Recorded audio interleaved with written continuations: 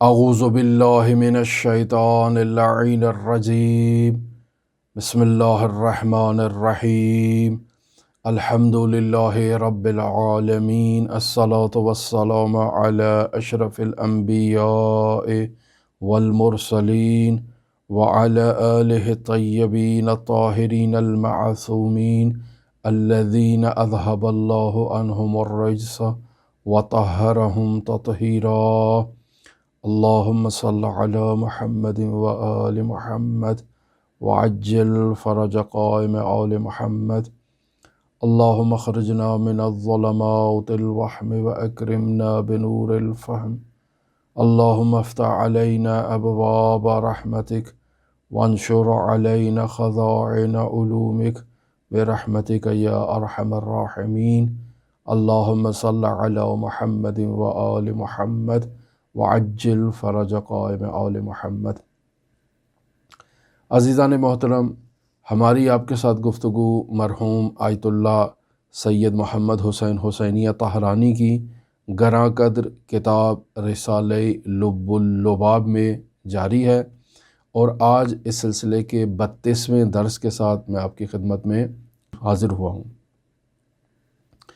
ہم نے اپنی گزشتہ گفتگو میں آخری مطلب جو آپ کی خدمت میں بیان کیا وہ حضرت امام جعفر صادق علیہ آلاف و تحیت و ثنا کا ایک نورانی فرمان تھا کہ جس میں آپ ایک نہایت ہی اہم مطلب کی طرف اشارہ فرما رہے ہیں کہ کل واعظ قبلہ۔ اصول کافی میں یہ روایت موجود ہے کہ ہر واعظ جو ہے وہ قبلہ ہے، یعنی لوگوں پر یہ لازم ہے کہ وہ اس واعظ کی طرف، اس متکلم کی طرف، اس خطیب کی طرف متوجہ ہوں، اپنا چہرہ ان کی طرف کریں اور اس کے کلام کو غور سے سماعت کریں۔ لہٰذا ہم نے عرض کیا کہ ہمارے معاشرے میں معمولاً بطور احترام علماء کو قبلہ کہا جاتا ہے، اور اس کی بنیادی وجہ بھی یہی نورانی حدیث ہے کہ جو آج کل معاشرے میں لوگ اس چیز کی طرف متوجہ نہیں ہیں، لیکن ہمارے اسلاف بزرگان اور سینہ بسینہ جن سے مطالب نقل ہوتے آئے، اور ہم نے اپنے بڑوں سے اس بات کو سنا کہ وہ علماء کو قبلہ کہتے تھے، لہٰذا ہم بھی ان کی تبعیت میں علماء کو اور اپنے محلے کے پیش نماز کو یا کسی بھی عالم کو قبلہ کہہ کے مخاطب کرتے ہیں۔ در واقع حقیقت میں یہی مطلب ہے کہ کل واعظ قبلہ۔ ہم نے عرض کیا کہ یہاں دو طرح سے اس مطلب کو جاری کیا جا سکتا ہے۔ پہلے مطلب اس کا یہ ہے کہ ہر خطیب کو، ہر واعظ کو، ہر ممبری کو پشت بے قبلہ ہو کر بیٹھنا چاہیے عوام کے سامنے۔ عوام جب اس کے سامنے بیٹھے ہوں، سامعین جب سامنے بیٹھے ہوں، تو ان کی دو طرح کی کنڈیشن ہے۔ ایک کنڈیشن اور ایک حالت ان کی یہ ہے کہ وہ قبلہ رخ ہو کر بیٹھے ہیں، اور دوسری حالت ان کی یہ ہے کہ وہ خطیب اور واعظ کے بالکل سامنے، بالکل مد مقابل، اس کے روبرو ہو کر بیٹھے ہیں۔ لیکن یہاں خود واعظ کے لیے جو چیز ضروری ہے وہ یہ ہے کہ وہ یہ تصور کرے کہ ذات پروردگار سے لحظہ بہ لحظہ علم کو لے کر سامعین تک منتقل کر رہا ہے۔ لہٰذا یہ واعظ، یہ خطیب، یہ متکلم اپنا علم سامعین تک نہیں پہنچا رہا، بلکہ یہ ایک سپیکر کا کردار ادا کر رہا ہے، اور در واقع کوئی اور ذات ہے جو کلام کر رہی ہے مخاطبین سے، یعنی زبان اس شخص کی استعمال ہو رہی ہے، اس واعظ اور خطیب کی استعمال ہو رہی ہے، لیکن حقیقت میں متکلم کوئی اور ذات ہے، مطالب اور معانی کوئی اور ذات القاء کر رہی ہے اس واعظ اور خطیب کی ذات سے۔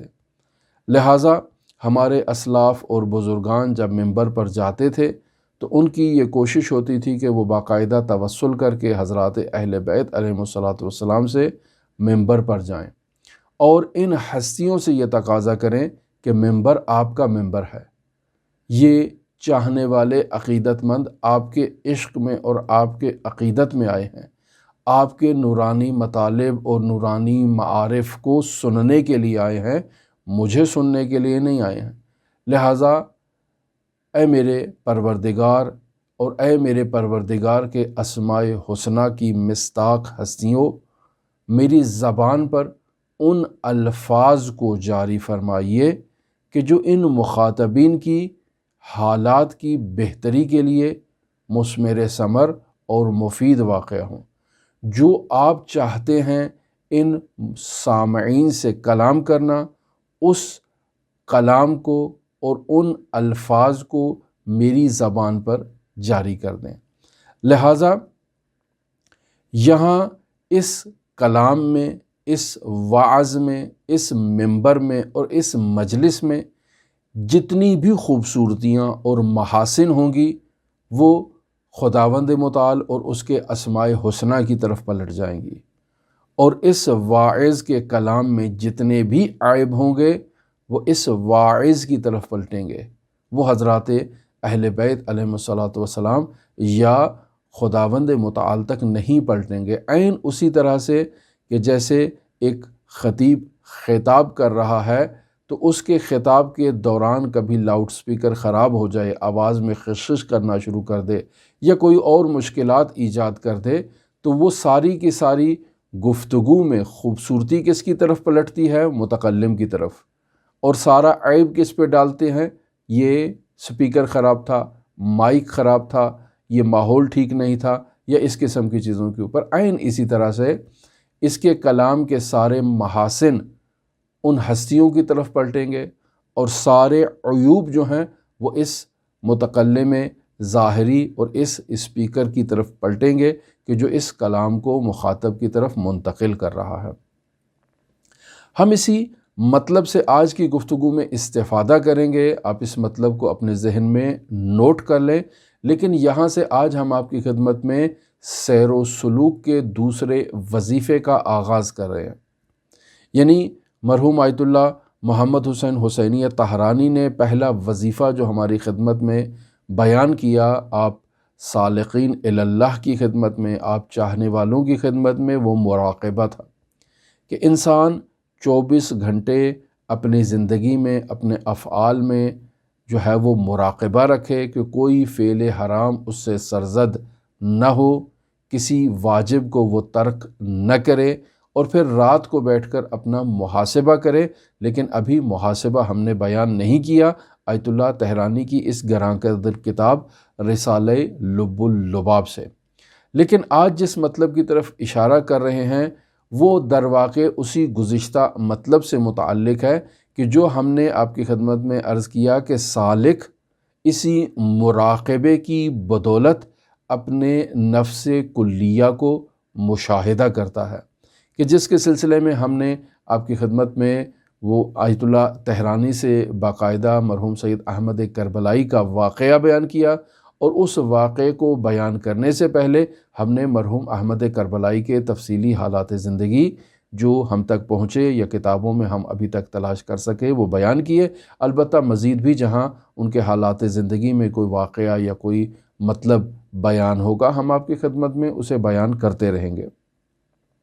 پس مرحوم سید احمد کربلائی نے اپنے نفس کو ایک کلی حقیقت میں مشاہدہ کیا کہ جو مشرق سے مغرب تک پھیل چکا تھا، اور اسے نور اسپہبودیہ سے تعبیر کیا گیا، اور ہم نے بیان کیا کہ نور اسپہبودیہ کسے کہتے ہیں۔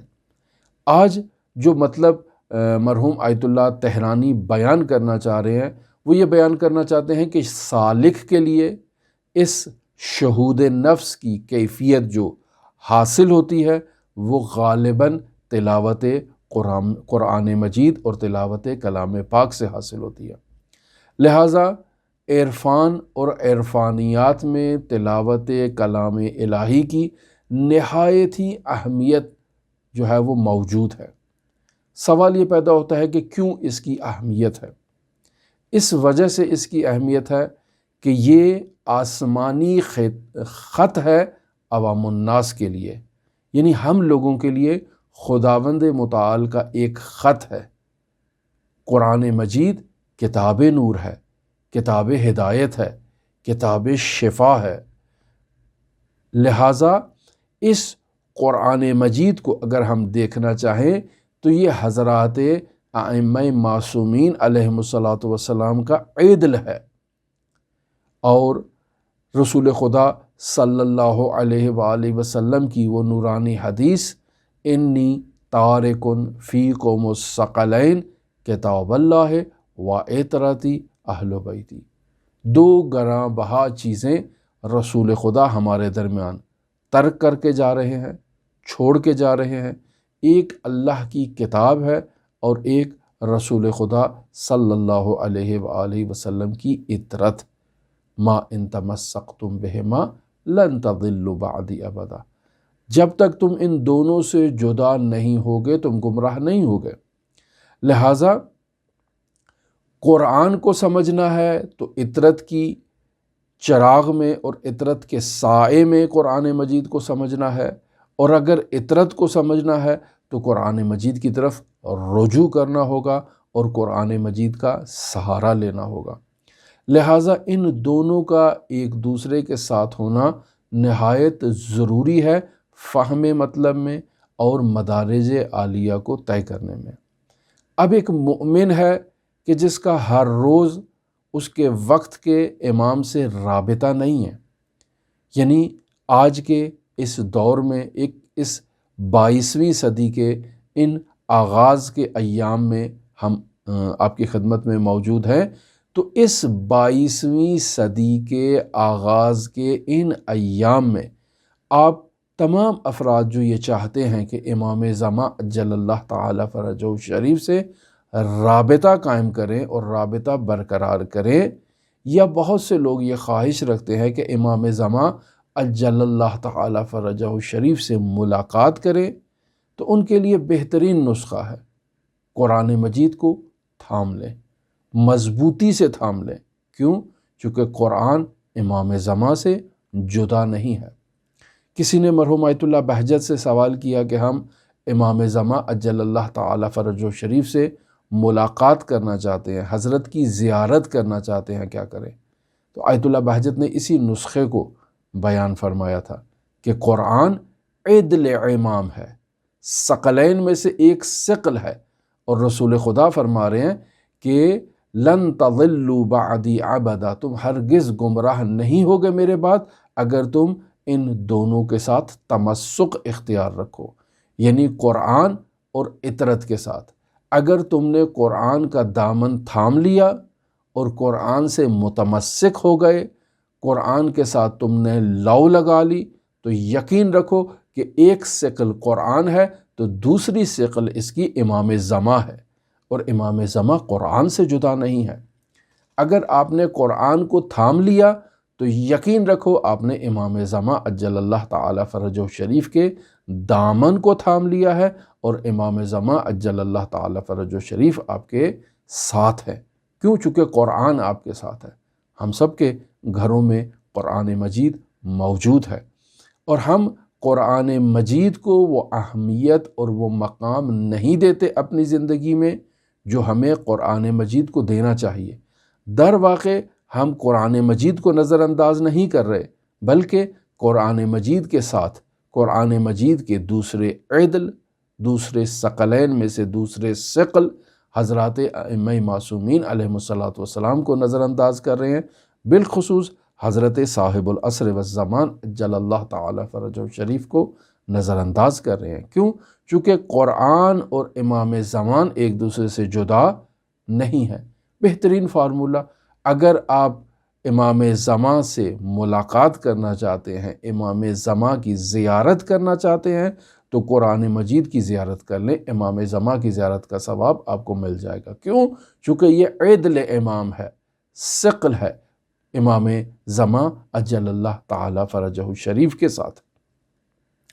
لہٰذا سیر و سلوک کی منازل وہ افراد جو طے کرنا چاہتے ہیں وہ توجہ فرمائیں، دقت کریں اس مطلب کی طرف کہ طہارت کے ساتھ قرآن مجید کی تلاوت کریں، اور اس تلاوت قرآن سے اپنی روح کو سیقل دیں. سیقل دیں یعنی باقاعدہ اس کو اس پہ موجود جو زنگ ہے اس کو برطرف کریں.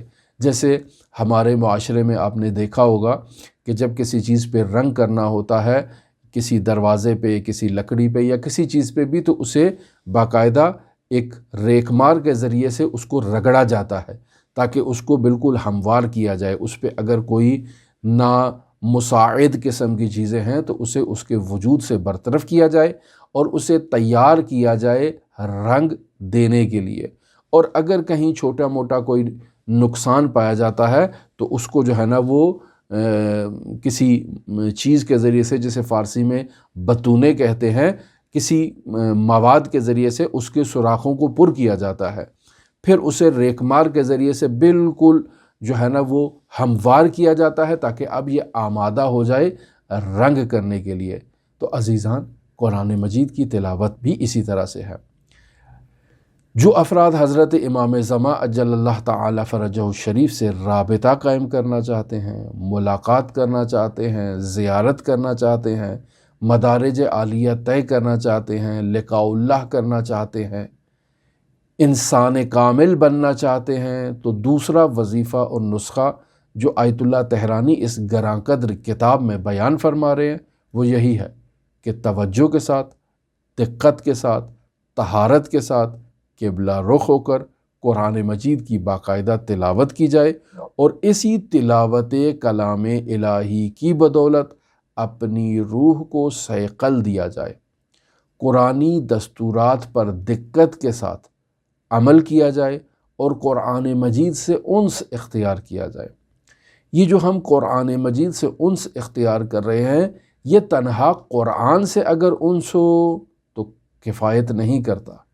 یہ قرآن سے انس ہے اس وجہ سے کہ یہ قرآن ثقل امام ہے اور امام کے ساتھ جڑا ہوا ہے، ملا ہوا ہے، امام سے جدا نہیں ہے. ہم اس کلام الہی کی تلاوت کر رہے ہیں تاکہ اس کی تلاوت سے ہم باقاعدہ حبل اللہ کو تھام لیں. وَاعْتَصِمُوا بِحَبْلِ اللَّهِ جَمِيعًا وَلَا تَفَرَّقُوا. حبل اللہ امام وقت ہے. امام وقت کے دامن کو تھامنا ہے تو قرآن مجید کو تھامنا ہوگا. اپنے ہاتھوں میں طہارت کے ساتھ، توجہ کے ساتھ، دقت کے ساتھ قرآن مجید کی تلاوت کرنا ہوگی. لہٰذا جب ہم علم عرفان کے گراں قدر اساتید کی خدمت میں جاتے ہیں اور ان سے مطالبہ کرتے ہیں کہ آپ عارف ہیں، آپ لقاء اللہ کے بلند ترین مرتبے پر فائز ہیں. مثلا میں آغا بہجت کے پاس جاتا ہوں، اگر آج علی قاضی یا طباطبائی میرے سامنے موجود ہوں اور میں ان کی خدمت میں جاؤں اور جا کر ان سے وظیفے کا مطالبہ کروں، یا آغا بہجت میرے سامنے موجود ہوں اور میں ان سے وظیفے کا مطالبہ کروں، مرحوم علامہ مفسر قرآن سید محمد حسین طباطبائی میرے سامنے ہوں، میں ان سے وظیفے کا مطالبہ کروں، تو یہ تمام کے تمام عرفاء اس بات کی ترغیب دلاتے ہیں، تاکید کرتے ہیں کہ قرآن مجید کو ترتیل کے ساتھ پڑھا کرو. قرآن مجید کی تلاوت 1000 عرفانی کتابوں کی تلاوت سے زیادہ مؤثر ہے. وہ افراد جو علم عرفان کی وہ موٹی موٹی کتابیں پڑھنے کے خواہش مند ہیں اور وہ چاہتے ہیں کہ انہیں عرفانی اور عرفانی کتابیں اور عرفانیات سے انس ہو جائے اور وہ ایک عارف بن جائیں، ایک سالک بن جائیں، لقاء اللہ کے بلند مرتبے پر فائز ہو جائیں، آیت اللہ بہجت بن جائیں، آیت اللہ قاضی طباطبائی بن جائیں، ان تمام کے لیے یہی نسخہ ہے عرفاء کا کہ کلام الہی کی تلاوت کریں. یہ 1000 عرفانی کتابوں کو پڑھنے سے بہتر ہے اور بہترین نسخہ ہے ایک سالک الی اللہ کے لیے. ہم اگر خداوند متعال سے گفتگو کرنا چاہتے ہیں، کلام کرنا چاہتے ہیں، بات کرنا چاہتے ہیں، تو میں جب اللہ تبارک و تعالی سے ہم کلام ہونا چاہتا ہوں، وضو کرتا ہوں، قبلہ رخ ہو کر بیٹھ جاتا ہوں، کھڑا ہو جاتا ہوں، تکبیرۃ الاحرام کہتا ہوں، 2 رکعت اخلاص کے ساتھ نماز ادا کرتا ہوں، میرا خداوند متعال سے رابطہ قائم ہو جاتا ہے۔ پس جب عبد اپنے مالک سے رابطہ قائم کرنا چاہے تو 2 رکعت نماز ادا کرے، اس کا خدا سے رابطہ قائم ہو جائے گا۔ لہٰذا وہ افراد جو مشکلات میں ہیں، پریشانیوں میں ہیں، مختلف قسم کی حوائج رکھتے ہیں، وہ اس طرح سے اپنے مالک سے رابطہ قائم کر سکتے ہیں۔ قبلہ رخ ہوں، 2 رکعت نماز ادا کریں اپنی حاجت کی ادائیگی کے لیے۔ اے میرے پروردگار، میرے ساتھ یہ مشکل ہے، میں اس مشکل کے حل کے لیے تیرے دروازے پر آیا ہوں تاکہ تو میری مشکل کو حل فرما، میری مشکل کشائی فرما۔ میں 2 رکعت نماز حاجت پڑھتا ہوں قربتاً الی اللہ، اللہ اکبر۔ تو جب آپ اپنی مشکل کے حل کے لیے اپنے مالک، اپنے خالق سے ہم کلام ہونے کے لیے اور مدارج عالیہ طے کرنے کے لیے اس سے رابطہ قائم کرنا چاہتے ہیں، تو بہترین نسخہ اور بہترین راستہ جو ہے بیان کیا گیا وہ یہی ہے کہ 2 رکعت نماز ادا کرے۔ بس بندہ جب اپنے خالق سے رابطہ قائم کرنا چاہتا ہے اور ہم کلام ہونا چاہتا ہے تو نماز کے ذریعے سے وہ خدا سے رابطہ قائم کرتا ہے۔ اور دوسری طرف سے خداوند متعال جب اپنے بندے سے رابطہ قائم کرنا چاہتا ہے، ہم کلام ہونا چاہتا ہے، بات کرنا چاہتا ہے، تو خداوند متعال نے اپنے بندے کے لیے ایک خط تحریر کیا، ایک صحیفہ تحریر کیا، ایک کتاب بھیجی ہے، وہ کتاب قرآن مجید ہے۔ لہٰذا قرآن مجید کی تلاوت کرنا یہ خدا کے کلام کو پڑھنا اور خدا سے پیغام لینا اور خدا کی بات کو سننا ہے۔ لہٰذا دوبارہ پلٹتا ہوں اسی مطلب کی طرف، انی تارک فیکم الثقلین کتاب اللہ و عطرتی اہل بیتی۔ 2 چیزیں میں آپ کے درمیان چھوڑے جا رہا ہوں، ایک اللہ کی کتاب ہے اور ایک میری عطرت ہے۔ آپ کا دامن میری عطرت سے کوتا ہے، یعنی آپ میری عطرت سے رابطے میں نہیں ہیں۔ امام وقت پردہ غیب میں موجود ہے، آپ سب خواہش مند ہیں امام زمان اجل اللہ تعالی فرجہ شریف سے ملاقات کرنے کے، تڑپتے ہیں، آپ کے دل کی یہ آرزو ہے کہ آپ امام وقت سے ملاقات کریں، امام وقت کی زیارت کریں۔ تو امام وقت کی زیارت اور امام وقت سے ملاقات کا بہترین راستہ قرآن مجید کو کھولنا اور قرآن مجید کی زیارت کرنا ہے۔ آپ نے اگر قرآن مجید کی زیارت کر لی گویا آپ نے امام زمان کی زیارت کر لی۔ قرآن مجید کی اگر آپ نے تلاوت کر لی تو گویا آپ نے امام زمان کے پیغام کو پڑھ لیا کہ امام زمان آپ سے کیا کہنا چاہتے ہیں۔ اس قرآن میں امام زمان کو تلاش کریں، یہ امام زمان اجل اللہ تعالی فرجہ شریف آپ سے ہم کلام ہوں گے اسی کلام الہی کی بدولت۔ لہٰذا وہ افراد جو یہ چاہتے ہیں کہ امام زمان سے کوئی گفتگو کریں، وہ اسی نیت سے اگر اس کلام الہی کو کھولیں اور امام زمان سے توسل کریں کہ یا مولا یا صاحب العصر والزمان، میں یہ چاہتا ہوں کہ میری اس موجودہ صورتحال میں آپ میرے لیے کوئی دستور عنایت فرمائیں، کوئی وظیفہ عنایت فرمائیں، کوئی مطلب مجھے بتائیں کہ آپ کا مطلب وہ مجھ تک پہنچے اور مجھے معلوم ہو کہ آپ میری اس موجودہ زندگی میں درپیش مسائل کے بارے میں کیا راہ حل تجویز کرتے ہیں۔ یا صاحب العصر والزمان، میں فلاں مشکل میں ہوں، فلاں مسائل میں گھرا ہوا ہوں، آپ بتائیں، آپ راہ حل بتائیں۔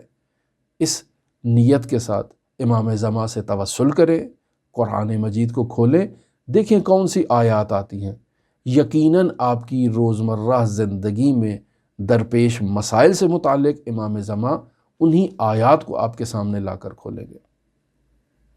لہٰذا ان آیات میں اپنی زندگی کا حل تلاش کریں، دستور تلاش کریں، وظیفہ تلاش کریں۔ لہٰذا اسی وجہ سے مرحوم آیت اللہ بہجت نے ان افراد کے لیے کہا کہ جو امام زمان سے ملاقات کرنا چاہتے ہیں وہ قرآن مجید کی زیارت کر لیں، امام زمان سے ہم کلام ہونا چاہتے ہیں، قرآن مجید کی تلاوت کر لیں۔ لہٰذا ہم دیکھیں روایات میں بھی یہ مطلب جو ہے نا وہ ملتا ہے، النظر الی الکعبۃ عبادہ، یعنی بیت اللہ کی طرف نظر کرنا، اسے دیکھنا عبادت ہے۔ النظر الی الوالدین عبادہ، اپنے ماں باپ جو آپ کے گھر میں ضعیف اور بوڑھے ماں باپ ہیں ان کی طرف نگاہ دوڑانا، ایک شفقت آمیز نگاہ ان کے چہرے کی طرف کرنا، یہ بھی عبادت ہے۔ ہم سمجھتے ہیں کہ شاید یہ ایسے ہی ہے، نہیں عزیزان، ایسے نہیں ہے۔ ماں باپ کے چہرے کی طرف دیکھنا یہ بھی عبادت ہے۔ اور پھر اسی طرح سے النظر علی المصحف عبادہ، مصحف یعنی قرآن مجید کی طرف نگاہ ڈالنا یہ بھی عبادت ہے۔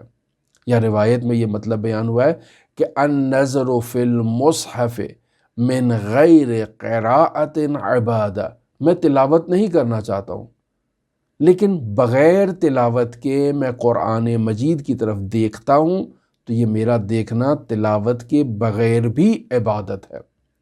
میں امام زمان کے چہرے کو دیکھنا چاہتا ہوں تو میں قرآن مجید کو دیکھ لیتا ہوں، یہ عبادت ہے، گویا میری امام زمان سے ملاقات ہو گئی۔ النظر الی وجہ العالم عبادہ، آپ کسی عالم دین کے چہرے کی طرف نظر دوڑاتے ہیں تو یہ عالم کے چہرے کی طرف دیکھنا بھی عبادت ہے۔ النظر الی محمد علیہ السلام عبادہ، یا النظر الی آل محمد عبادہ، یعنی رسول خدا صلی اللہ علیہ وآلہ وسلم کے چہرے کو دیکھنا عبادت، رسول خدا صلی اللہ علیہ وآلہ وسلم کی آل کے چہرے کی نورانیہ کی طرف دیکھنا اور ان کے جمال کی زیارت کرنا یہ بھی عبادت ہے۔ تو عزیزان کتنی عبادات ہمارے سامنے ہیں۔ تو بس قرآن مجید کی زیارت کرنا، قرآن مجید کو دیکھنا یہ عبادت ہے۔ لہٰذا اگر اساتید علم عرفان کی طرف رجوع کیا جائے اور ان سے پوچھا جائے کہ ہم آج کے دور میں کیا کریں تو آپ کو یہی دستور دیں گے کہ قرآن مجید کی تلاوت کرو، قرآن مجید سے انس اختیار کرو۔ قرآن سے انس امام زمان سے انس ہے، قرآن سے رابطہ امام زمان سے رابطہ ہے۔ قرآن کی تلاوت سے ہی آپ مدارج عالیہ کو طے کر سکتے ہیں۔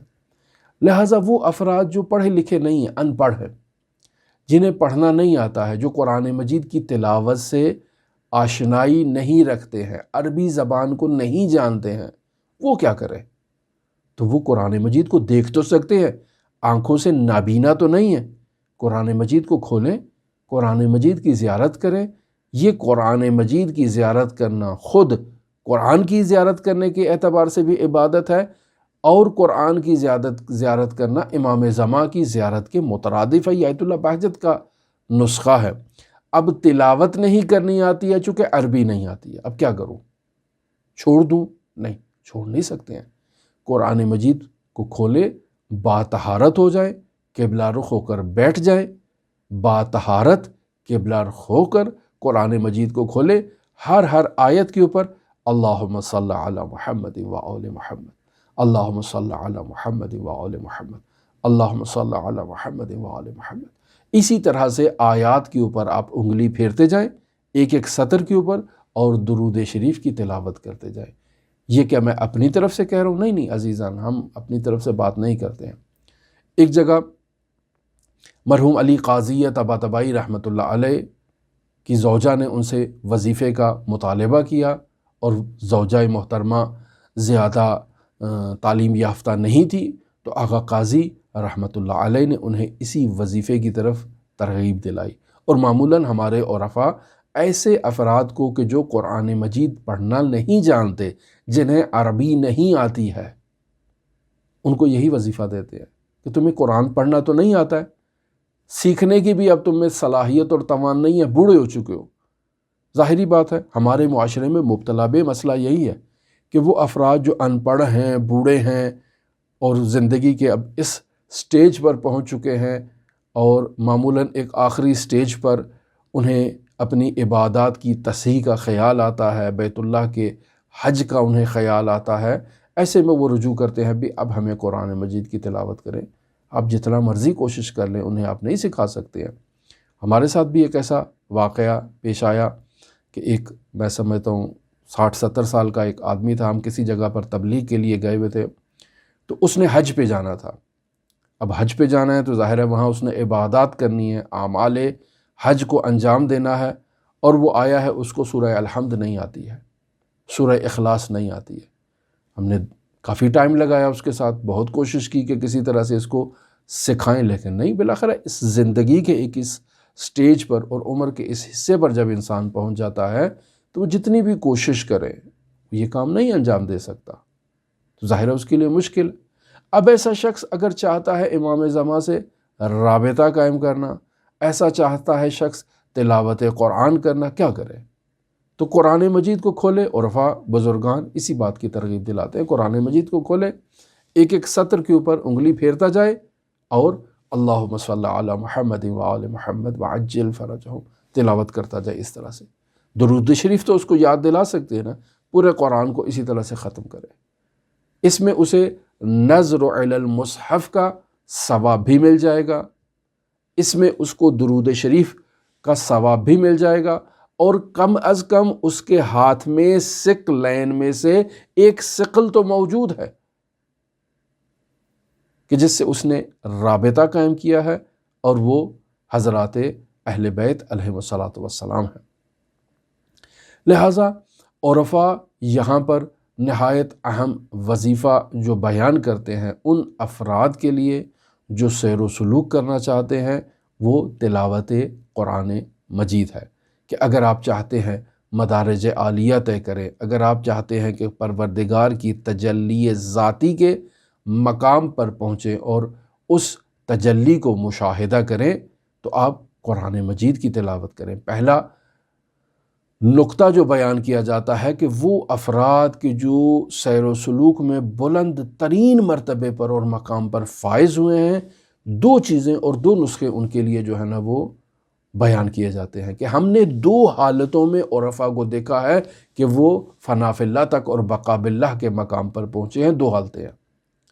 پہلی حالت تلاوت قرآن مجید ہے کہ وہ قرآن مجید کی تلاوت کرتے ہوئے اس حالت میں خداوند متعال کی لقاء کے مرحلے پر فائز ہو گئے اور بلند ترین مقام انہوں نے حاصل کیا۔ اور دوسرا مقام جیسے بیان کیا جاتا ہے وہ حضرت سید الشہداء علیہ آلاف التحیت وثناء ہے۔ یہی ہم جو حضرات اہل بیت علیہ السلام کی مجالس عزا منعقد کرتے ہیں، یہی جو ذکر مصیبت بیان کرتے ہیں، یہی جو عزاداری کرتے ہیں، ایک سوال جو کیا جاتا ہے کہ بھئی حضرت امام محمد باقر کی شہادت ہے، مصائب امام حسین کا پڑھا جا رہا ہے۔ حضرت علی ابن موسیٰ رضا کی شہادت ہے، مصائب امام حسین کا پڑھا جا رہا ہے۔ حضرت امام علی النقی کی شہادت ہے، امام عسکری کی شہادت ہے، لیکن مصائب امام حسین کا پڑھا جا رہا ہے۔ ایسا کیوں ہے؟ کیا باقی ائمہ معصومین علیہ السلام کے مصائب نہیں ہیں؟ نہیں عزیزان، ان کے بھی بہت مصائب ہیں، لیکن ان تمام ائمہ معصومین علیہ السلام میں علم وہ ہستی کہ جو آپ کو فوراً لقاء اللہ کے مرتبے تک پہنچا سکتی ہے، وہ حضرت سید الشہداء علیہ آلاف التحیت وثناء کی ذات ہے۔ لہٰذا امام حسین سے توسل کے نتیجے میں افراد وہ سفر طے کر پاتے ہیں کہ جو سفر انہیں سالوں سال محنت اور ریاضت کے بعد بھی طے کرنا نصیب نہیں ہوتا۔ وہی اسی مجلس عزا میں آتے ہیں، یہی فرش عزا پہ آتے ہیں، امام حسین سے توسل کرتے ہیں، یہی نظر و نیاز کرتے ہیں، یہی مجالس عزا منعقد کرتے ہیں۔ لہٰذا عرفا ان مجالس عزا کو بہت اہمیت دیتے ہیں، انہیں اپنے گھر میں باقاعدہ منعقد کرنے کی ترغیب دلاتے ہیں کہ افراد اس سے غافل نہ ہوں۔ لہٰذا قرآن مجید وہ بنیادی وظیفہ ہے جسے مراقبے کے بعد باقاعدہ علماء عرفان، اساتید عرفان باقاعدہ ان افراد کو جو سیر و سلوک کرنا چاہتے ہیں انہیں یہ وظیفہ عطا کرتے ہیں۔ لہٰذا ہم دیکھتے ہیں کہ مرحوم آیت اللہ شیخ محمد تقی بہجت فومنی رحمۃ اللہ علیہ اس بات کی تاکید کیا کرتے تھے کہ روزانہ قرآن مجید کی 50 آیات کی تلاوت کریں۔ اور یہ کیا اپنی جانب سے کہتے تھے، اپنا ان کا وظیفہ تھا؟ نہیں، یہ باقاعدہ روایات سے استخراج شدہ اور نکالا ہوا مطلب ہے۔ لہٰذا 3 وظائف تلاوت قرآن سے متعلق باقاعدہ عرفا دیا کرتے ہیں۔ مثلا کہتے ہیں روزانہ 50 آیات کی تلاوت کریں۔ بس اوقات بعض اساتید کہتے ہیں کہ روزانہ ایک حزب یعنی ایک پارے کا چوتھائی حصہ روزانہ اس کی تلاوت کی جائے، یا بس اوقات بعض افراد ایسے دستور دیتے ہیں کہ روزانہ ایک مکمل پارے کی تلاوت کی جائے، یعنی ایک مہینے میں آپ اس طرح سے قرآن مجید کی تلاوت کیا کریں۔ تو یہ وہ وظائف ہیں کہ جو باقاعدہ ہمارے بزرگان دیتے ہیں، یا چوتھے نمبر پر ہمارے بزرگان یہ وظیفہ دیتے ہیں کہ قرآن مجید کو تلاوت کرو، لیکن اپنی جانب سے نہیں، رسول خدا صلی اللہ علیہ وآلہ وسلم کی نیابت میں قرآن مجید کو تلاوت کرو، اور پھر اس تلاوت کو رسول خدا صلی اللہ علیہ وآلہ وسلم کو ہدیہ کر دو، تحفہ دے دو۔ وہ افراد کہ جن کے والدین اس دنیا سے رخصت ہو چکے ہیں اور وہ چاہتے ہیں کہ اپنے والدین کو کوئی تحفہ دے، تو ان کے لیے بھی اساتید عرفان یہ کہتے ہیں کہ آپ اپنے والدین کی نیابت میں قرآن مجید کی اس انداز میں تلاوت کریں کہ میں قرآن مجید کی تلاوت کرتا ہوں اپنے والدین کی جانب سے، اور پھر ان والدین کی طرف سے قرآن مجید کو تلاوت کر کے رسول خدا صلی اللہ علیہ وآلہ وسلم کو ہدیہ کرتا ہوں، اور یہ ہدیہ صرف رسول خدا تک نہیں پہنچے گا بلکہ آپ کے والدین بھی اس سے استفادہ کریں گے۔ یہ آخری مطلب جسے میں اساتید عرفان سے نقل کروں وہ یہ فرمایا کرتے ہیں کہ جمعرات کی رات یعنی شب جمعہ جسے کہا جاتا ہے، سورہ صاد کی تلاوت کی جائے۔ یہ بعض اساتید کہتے ہیں کہ 40 دن باقاعدہ سورہ صافات کی تلاوت کی جائے۔ لیکن ایک اہم مطلب جس کی طرف اشارہ کرنا نہایت ہی ضروری ہے، اور وہ یہ ہے کہ علم عرفان میں اساتید عرفان اس بات کی طرف توجہ دلاتے ہیں کہ جب قاری قرآن مجید کی تلاوت کر رہا ہے تو وہ اس تلاوت کے وقت خود کو قاری نہ سمجھے بلکہ وہ خود کو سامع تصور کرے اور کہے قاری کوئی اور ہے، کوئی اور قرآن مجید کی تلاوت کر رہا ہے اور میں تو صرف سماعت کر رہا ہوں، صرف سامع کا کردار ادا کر رہا ہوں، قاری میں نہیں ہوں، کوئی اور ہے۔ لہٰذا عرفا بیان کرتے ہیں کہ اس حال میں اکثر افراد ایسے ہیں اور اکثر سالک ایسے ہیں جو اس بات کو درک کر پاتے ہیں کہ قرآن کو خود صاحب قرآن سے سماعت کیا جائے۔ میں خود کو قاری تصور نہ کروں، حقیقت میں قاری میں نہیں ہوں، قاری وہ ذات ہے جس نے اس کتاب الہی کو نازل کیا، لہٰذا میں قاری نہیں ہوں، قاری وہ ہے، میں سامع ہوں۔ اور ایک وقت اساتید عرفان یہ کہتے ہیں کہ میں سامع بھی نہیں ہوں، قاری بھی وہ ہے، سامع بھی وہ ہے۔ اس مرحلے کو درک کرنے کے لیے انسان کو ریاضت کرنے کی ضرورت ہے۔ لہٰذا اساتید عرفان سیر و سلوک کے مراحل کو، مدارج کو طے کرنے میں تلاوت قرآن کو نہایت اہمیت دیتے ہیں۔ مرحوم آیت اللہ حسن زادہ آملی رحمۃ اللہ علیہ ان سے یہ بات نقل زیادہ ہوئی ہے، یعنی ویسے تو اساتید عرفان نے اسے زیادہ نقل کیا ہے چونکہ روایات کا نچوڑ ہے، لیکن آیت اللہ حسن زادہ اپنے درس میں ان باتوں کو زیادہ ایک خاص لہجے میں، ایک خاص انداز میں بیان کیا کرتے تھے کہ اقرا ورقع، تلاوت کرو اور اوپر آؤ، بلند مدارج حاصل کرو، بلند مقام حاصل کرو۔ یہ آپ ملاحظہ کر رہے ہیں، اصول کافی جلد نمبر 2 میں باقاعدہ یہ روایات موجود ہیں۔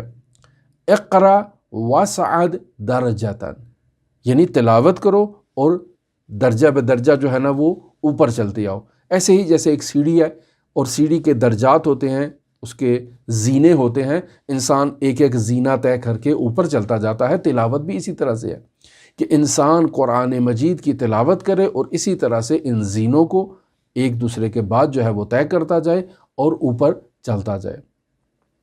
لہٰذا ہماری آپ کے ساتھ جو گفتگو گزشتہ دروس میں جاری تھی اسی رسالہ لب اللباب میں، تو وہاں ہم نے آپ کی خدمت میں بیان کیا کہ سالک نفس کلیہ کو مشاہدہ کرتا ہے مراقبے کے نتیجے میں۔ تو آج ہم آپ کی خدمت میں یہ بیان کرنا چاہ رہے ہیں کہ اس نفس کلیہ کو اگر سالک مشاہدہ کرنا چاہتا ہے مراقبے کے نتیجے میں، تو تلاوت قرآن بہت بہترین راستہ ہے اس نفس کلیہ کو مشاہدہ کرنے کا۔ اور جب آپ تلاوت کر رہے ہوں تو آپ کی زبان سے ان الفاظ کو جو جاری ہو رہے ہیں قرآن مجید کے، آپ اسی خطیب کی طرح کہ کل واعظ قبلہ، وہاں ہم نے اس مطلب کو آغاز گفتگو میں بیان کر دیا اور بیان کیا کہ یہ آخر گفتگو میں ہم استفادہ کریں گے۔ وہاں واعظ یہ بات تصور کرتا ہے کہ میں ایک اسپیکر کا کردار ادا کر رہا ہوں، ممبر رسول خدا کا ہے، عوام رسول خدا کی امت ہے، رسول خدا کے معارف کو سیکھنے کے لیے آئی ہے، تو میں بیچ میں کیا کردار ادا کرتا ہوں؟ میں ایک سپیکر کا کردار ادا کرتا ہوں، وہاں سے معارف لے رہا ہوں، ان کو منتقل کر رہا ہوں، چونکہ کل واعظ قبلہ، لحظہ لحظہ، لمحہ لمحہ وہاں سے متصل ہوں، چونکہ قبلہ ہوں، اس قبلہ حقیقی سے متصل ہوں، وہاں سے مطلب میری زبان پر جاری ہو رہا ہے اور میں ان کو منتقل کر رہا ہوں۔ لہٰذا انسان طہارت نفس کے اس مرتبے پر فائز ہو۔ اگر کوئی خطیب واقعاً اس مرحلے پر فائز ہو تو اس کے سامنے جو مخاطب ہوں گے ان کے دلوں پر واقعاً وہ بات اثر انداز ہوگی۔ لہٰذا ہم دیکھتے ہیں کہ اساتید جب گفتگو کرتے ہیں تو انسان کی آنکھوں سے بے ساختہ آنسو ٹپکنے لگتے ہیں، آنسو جاری ہوتے ہیں۔ نہیں معلوم کہ خطیب نے میرے اوپر کون سا ایسا اثر کیا ہے کہ میری آنکھوں سے آنسو تھمنے کا نام ہی نہیں لیتے ہیں۔ یا بعض افراد کہتے ہیں کہ بھی ہم درس سنتے ہیں، بات سنتے ہیں، علماء کی گفتگو سنتے ہیں، تو ایسے ہمیں علماء کے کلام نے اپنے سحر میں جگڑ لیا ہوتا ہے کہ ہمیں معلوم ہی نہیں ہوتا کہ کیا ہو رہا ہے ہمارے ساتھ۔ در واقع حقیقت میں وہ ان نورانی معارف کی بدولت ان ذوات سے متصل ہوتے ہیں جن کا یہ کلام ہے، اور خطیب اور واعظ جو ہے وہ بیچ میں ایک سپیکر کا کردار ادا کرتا ہے۔ ہمیں قرآن مجید کی تلاوت میں بھی ایسے ہی جو ہے وہ اس مرحلے پر پہنچنا ہے کہ کل واعظ قبلہ، تو کل قارئین، اس ایک قانون اس طرح کا تدوین کر لیں کہ ہر قاری قرآن جو ہے وہ ایک ایسے مرحلے پر ہے کہ قاری وہ نہیں ہے، قاری وہی ذات ہے، یہ صرف سامع کا کردار ادا کر رہا ہے۔ اور پھر ایک مرحلہ اس کے لیے یہ آئے گا کہ یہ سامع بھی نہیں ہے، سامع بھی وہی ذات ہے، نہ یہ قاری ہے نہ یہ سامع ہے۔ بحول اللہ قوتہ اقوم و اقعد، میں اللہ کی طاقت سے ہی قیام کر رہا ہوں اور اسی کی طاقت سے قعود اختیار کر رہا ہوں۔ لہٰذا زبان میری استعمال ہو رہی ہے، لیکن اس زبان کے پیچھے حول کس کی ہے، طاقت کس کی ہے؟ پروردگار کی ہے۔ لہٰذا حقیقت میں قاری کون ہے؟ میں ہوں؟ نہیں، میں حقیقت میں قاری نہیں ہوں۔ اگر ایک لحظہ کے لیے اس کی طاقت مجھ سے منقطع ہو جائے تو یہ قرأت میری قرأت نہیں، یہ ختم ہو جائے گی خود بخود۔ بس قاری کون ہے؟ وہی ذات ہے۔ یہ جو میں سن رہا ہوں، کیا میں اپنی طاقت سے اور اپنی قوت سے اس کو سماعت کر رہا ہوں؟ نہیں نہیں نہیں، میں اپنی طاقت اور قدرت سے اس کو سماعت نہیں کر رہا ہوں، بلکہ لحظہ لحظہ، لمحہ لمحہ اس کی طاقت سے قرأت کر رہا ہوں، اس کی طاقت سے سماعت کر رہا ہوں۔ پس حقیقت میں قاری بھی وہی ہوا، سامع بھی وہی ہوا۔ اگر انسان اس مرحلے کو درک کر لے تو یہ توحید افعالی کا پہلا مرحلہ ہے اور پہلی سٹیج ہے کہ جو ایک سالک نے عبور کر لی ہے۔ لہٰذا ایک سالک کو ان مراحل کو طے کرنا ہے۔ انسان توحید افعالی میں اپنے افعال میں فاعل حقیقی خداوند متعال کو تصور کرتا ہے۔ لہٰذا ہم نے بیان کیا شروع میں ہی کہ جتنے محاسن ہماری زندگی میں ہوں گے، جتنی خوبصورتیاں ہوں گی ہمارے افعال میں، وہ ان کی بازگشت خداوند متعال کی طرف ہوگی، اور جتنے عیب ہوں گے ہمارے کلام میں، ہماری گفتار میں، ہماری رفتار میں، اس کی بازگشت ہمارے اسی وجود پر جائے گی، اور ہم اس کے جو ہے نا وہ ذمہ دار ہوں گے۔ لہٰذا فاعل مستقل تلاوت قرآن میں خود خداوند متعال ہے، فاعل مستقل سماعت قرآن میں، سماعت تلاوت کلام مجید میں خداوند متعال ہے، اور عارف اور سالک یہاں خود کو مجلا اور مظہر فعل خدا تصور کرتا ہے کہ میرے وجود میں خداوند متعال کا فعل جو ہے وہ جاری ہو رہا ہے، قراءت کی صورت میں چاہے سماعت کی صورت میں۔ میں آیت اللہ طحرانی کی عبارت کو تبرکاً تیمناً یہاں آپ کی خدمت میں بیان کرتا ہوں تاکہ اس مطلب کو یہاں سے بیان کر کے آگے نکلیں۔ صفحہ نمبر 35 ہے، توجہ فرمائیں کہ آیت اللہ طحرانی یہاں پر کیا کہنا چاہتے ہیں۔ تاثیر تلاوت قرآن در مشاہدہ اسماء و صفات ذات باری تعالی، یعنی سالک خداوند متعال کے اسماء کو اور خداوند متعال کی صفات کو مشاہدہ کرنا چاہتا ہے، تو اس شہود میں تلاوت قرآن کی کیا تاثیر ہے اور کیا مقام ہے۔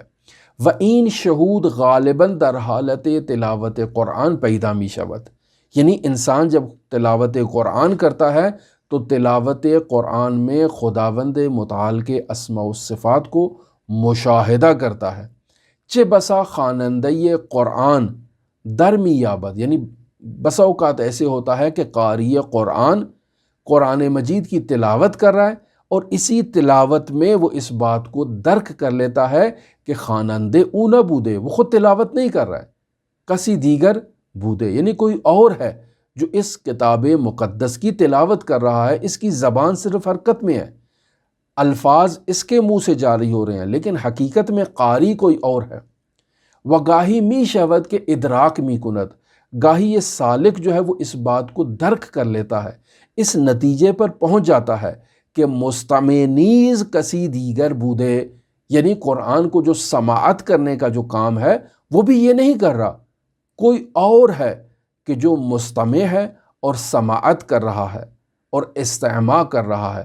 باید دانست، یہ جاننا نہایت ضروری ہے کہ تلاوت قرآن را در حصول این امر تاثیر فراوانی است، یعنی انسان اسماء و صفات کو جب مشاہدہ کرنا چاہتا ہے تو اس اسماء و صفات کے مشاہدے میں قرآن مجید کی تلاوت کو ایک بہت ہی اہم مقام اور رتبہ حاصل ہے، اور اس مقام تک پہنچنے کے لیے ایک سالک کو اور ایک عارف کو قرآن مجید کی تلاوت کرنا ہے، اور یہ اس کی زندگی میں نہایت ہی اہمیت کا حامل ہے۔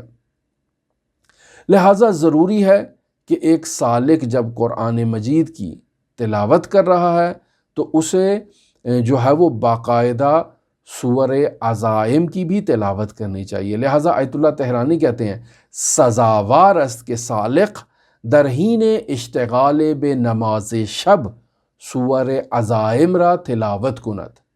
سور عزائم کسے کہتے ہیں؟ یعنی قرآن مجید میں وہ صورتیں کہ جن میں سجدہ واجب ہے، سور عزائم۔ لہٰذا ایک سالک جب قرآن مجید کی تلاوت کر رہا ہے نماز تہجد میں، ظاہر تلاوت کا مقام کہاں پہ ہے؟ قیام کی حالت میں ہے۔ قیام کی حالت میں یہ باقاعدہ ان صورتوں کی تلاوت کرے جن میں سجدہ واجب ہے۔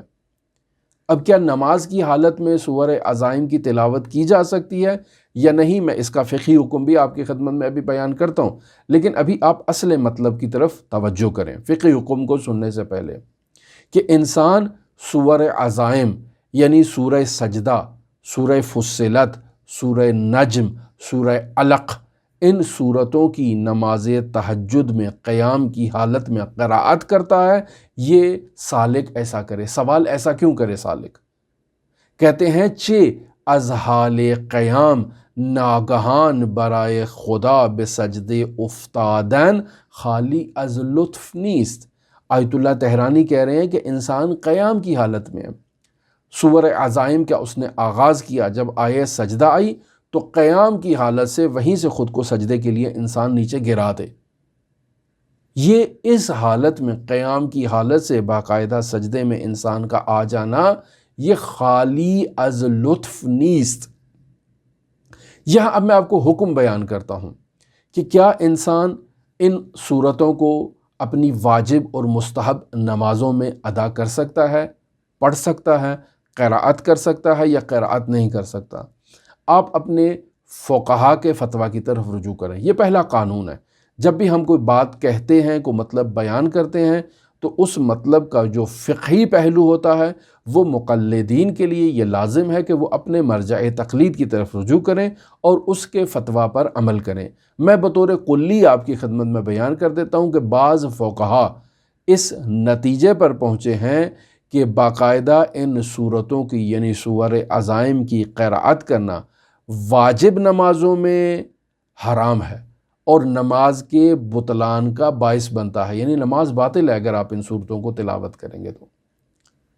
اور اس حرمت پر انہوں نے اجماع کا دعویٰ بھی کیا ہے کہ تمام فقہا اس پر اتفاق رکھتے ہیں، جبکہ بعض فقہا نے کہا ہے کہ نہیں، کوئی اجماع یہاں پر موجود نہیں ہے۔ انسان واجب نمازوں میں اور بطور قطع اور یقین مستحب نمازوں میں ان صورتوں کو تلاوت کر سکتا ہے اور یہ جائز ہے، اور وہیں قیام کی حالت سے مستقیم انسان جو ہے وہ سجدے میں آئے گا مستحب نمازوں میں، اور واجب نمازوں میں کیا کرنا ہے یہ فقیہ سے سوال کیا جائے وہاں پر۔ لہٰذا آپ اپنے فقہا سے اس بات کو سوال کر سکتے ہیں، لیکن آیت اللہ تہرانی نماز تہجد میں ان سور عزائم کی تلاوت کی ترغیب دلا رہے ہیں، اور پھر فرماتے ہیں وَبِتَجْرِبَ ثابت شدہ است، یعنی ہم نے اس بات کو تجربہ کیا ہے اور ہمارے لیے تجربے کے طور پر یہ بات ثابت ہو چکی ہے کہ سورہ مبارکہ صاد در نماز و وتیرہ شب جمعہ بسیار مؤثر است، یعنی اگر آپ نماز تہجد میں اور نماز تہجد کے آخری وتر میں باقاعدہ سورہ صاد کی تلاوت کرتے ہیں اور بالخصوص جمعرات کی رات کو اس کام کو انجام دیتے ہیں تو یہ بہت مؤثر ہے۔ وخصوصیت این سورہ از روایتی کے در ثواب آن وارد شدہ معلوم می گردد، اور اس صورت کو کیا اہمیت حاصل ہے، آپ اس کی اہمیت سے متعلق ان روایات کا مطالعہ کریں جو اس صورت کی فضیلت کے بارے میں بیان ہوئی ہیں۔ مثلا احادیث میں یہ مطلب ملتا ہے کہ سورہ صاد کی تلاوت کا ثواب ان پہاڑوں کے 10 گنا ہے جنہیں خدا نے حضرت داؤد علیہ السلام کے لیے مسخر کیا، یعنی وہ پہاڑ جو حضرت داؤد کے لیے مسخر ہوئے، ان پہاڑوں کو اگر آپ 10 گنا بڑا کر دیں تو اس جتنا سورہ صاد کی تلاوت کا ثواب۔ یہ بعض روایات میں ایک ایسا مطلب جو ہے نا وہ ملتا ہے۔ یہ مثلا بعض روایات میں کہتے ہیں کہ اس سورہ صاد کی تلاوت کرنے والے کو خداوند متعال تمام کبیرہ اور صغیرہ گناہوں سے محفوظ رکھے گا۔ یہ اس طرح سے روایات میں یہ مطلب بھی ملتا ہے کہ شب جمعہ کو جو شخص سورہ صاد کی تلاوت کرے گا تو اسے ثواب کیا ملے گا، تمام انبیاء اور فرشتوں کے ثواب کے برابر اس شخص کو ثواب ملے گا۔ یہ کہتے ہیں کہ سورہ صاد کی تلاوت کرنے والوں کو خداوند متعال جنت میں ایک خاص مقام عنایت کرے گا۔ تو اس قسم کی روایات موجود ہیں، لہٰذا آیت اللہ تہرانی کہتے ہیں کہ سورہ صاد کی تلاوت کی جائے، یعنی تجربے ثابت شدہ، یعنی ہم نے بطور تجربہ اس بات پر عمل کیا، ثابت ہو گیا ہمارے لیے کہ سورہ صاد در نماز، ایک تو نماز کے اندر اس کی تلاوت کرنا، وتیرہ شب جمعہ، اور جو جمعرات میں جو نماز تہجد میں جو اس نے وتر پڑھنا ہے اس کے اندر اگر وہ سورہ صاد کی تلاوت کرے گا تو یہ نہایت ہی مؤثر ہے اس کے لیے۔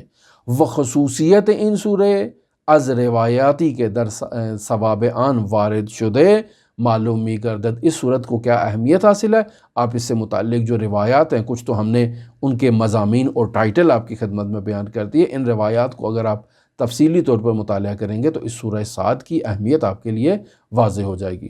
ہم یہیں پر اپنی گفتگو اس موضوع کو تکمیل کرنے کے بعد یہیں پر ختم کرتے ہیں اور خداوند متعال سے دعا کرتے ہیں کہ اے میرے پروردگار ہمیں قاری قرآن کرا دے، ہمیں اس قرآن مجید، اس کتاب ہدایت اور کتاب نور کی تلاوت کے طفیل حضرت امام زمان اجل اللہ تعالی فرجہ الشریف کی زیارت نصیب فرما۔ اے میرے پروردگار ہم قرآن مجید کی زیارت کرتے ہیں تو ہماری اس زیارت قرآن کو امام زمان کی زیارت کا درجہ عطا فرما۔ اے میرے پروردگار ہمیں قرآن مجید کی تلاوت کو معرفت کے ساتھ تلاوت کرنے کی توفیق عطا فرما۔ اے میرے پروردگار ہمیں وہ مرحلہ عطا کر کہ ہم تلاوت قرآن مجید میں خود سامع بن جائیں اور قاری کسی اور کو مشاہدہ کریں کہ دیکھیں قاری کوئی اور ہے۔ اے میرے پروردگار پھر اس سے بالاتر مرحلے پر ہمیں پہنچا کہ ہم قاری بھی کسی اور کو دیکھیں، سامع بھی کسی اور کو دیکھیں اور توحید افعالی کے اس عظیم مرتبے کو درک کر پائیں۔ اے میرے پروردگار وہ مؤمنین جو حضرات اہل بیت علیہم السلام کے مشاہد مشرفہ میں زیارات کے لیے آنا چاہتے ہیں یا موجود ہیں، جو موجود ہیں ان کی زیارات کو قبول فرما، جو آنا چاہتے ہیں ان کو جلد ان مقامات کی زیارات سے مشرف فرما۔ اللہم صلی علی محمد و آل محمد وعجل فرج قائم آل محمد۔